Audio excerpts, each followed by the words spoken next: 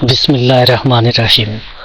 संगियो तो मित्रों, अज असी आए हुए हैं इस देसी माहौल विच।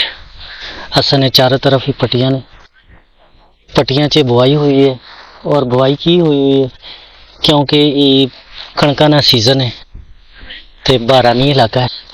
कणकां दी बुआई हुई है ते नाल नाल सरेआं दे पौधे नहीं लाना लग्या, जिन्हां इत्थे असां दी मकामी जुबान विच नालियां आखदे ने। अज पहली दफ़ा मैं तुसां नाल बोल रहा अपनी मकामी जुबान, तुसी पटवारी कह लो, हिंदको डायलैक्ट है इसना, हिंदको ले जाए। और असल विच ये पंजाबी ही ना एक ले जाए। पंजाबी कित्थों शुरू होंदी है ते दिल्ली तो शुरू होकर तो पिशावर तक चली जाती है। वड्डी जुबान काफ़ी मुल्कां च बोली और समझी जानी है। जिथे जिथे पंजाब ने लोग आबाद हैं वो अच्छी तरह इन्हों समझे। ते देसी माहौल ना मैं तुसां दस रहा हैं। देसी माहौल मेरे चवां पासे तुसी वेखो, कणकां ने पौधे। हुण दिसंबर का महीना, पिछले महीने बुआई हुई तो चूँकि बारानी इलाका, जितनी बारिशां होन तो उतने जल्दी पौधे वड्डे होने और उतना जल्दी फसलां अच्छी होंदियां।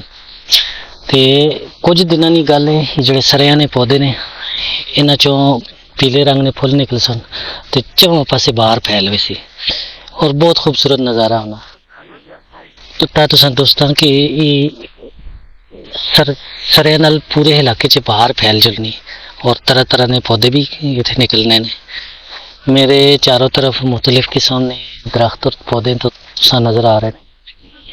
इन्हां चों कुछ बेर ने दरख्त ने, बेर ने दरख्त सारे सैड ने।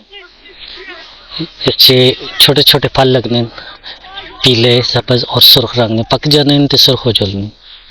तो जिन्होंने ने बचपन गुजरा देहाता में तो वो अच्छी तरह जानने ने कि बेर की चीज़ होनी है, क्यों इस फल वट्टे मार मार के तोड़ के खाने। तो चूँकि हुण माहौल चेंज हो रहा, शहरों में तो ये चीज़ ना तस्वर ही नहीं, ग्रामां च भी आहिस्ता आहिस्ता नवी टेक्नोलॉजी और लोगों दी तरजीहात और मशागिल तब्दील हो गए ने। तो मैं तुसां दस रहा कि मेरे इर्द गिर्द बेरी ने दरख्त ने, त्रेका ने और एक टाली खड़ी है। और टाली बड़ा मशहूर दरख्त है, गर्मियों च बड़ी ज़बरदस्त इसकी छां होती है। बेर की छां भी बड़ी ज़बरदस्त होती है तो त्रेका की छां भी ठंडी छां होती है। तो जानवर और जितने दूसरे होने ने पालतू वो इन्हें पसंद भी करने काफ़ी। मेरे चौं पासे तुसी पैनारामिक व्यू वेखो। चूँकि दिसंबर का महीना, दिसंबर के महीने तो करके विजिबिलिटी इतनी नहीं है और थोड़ी थोड़ी फॉग है, धुंध है सुबह नहीं, लेकिन ये होनी दिसंबर तक। जो बारिशां होंदियां ने दिसंबर एंड जनवरी च, फिर मौसम बड़ा क्लीयर साफ और वाजे हो जाना। तो बड़ा खूबसूरत माहौल है, खामोशी है, परिंदे दी आवाज़ां ने ते दूर बच्चे क्रिकेट खेल रहे हैं। ते पहाड़ दूर नज़र आ रहे तुसां, धुंध विच लिपटे, फॉग विच लिपटे। ते हुण कुछ किसी हद तक सरेआं ने फुल निकलना भी शुरू होए ने। यह देखो इब्तदा है इन्हां दी।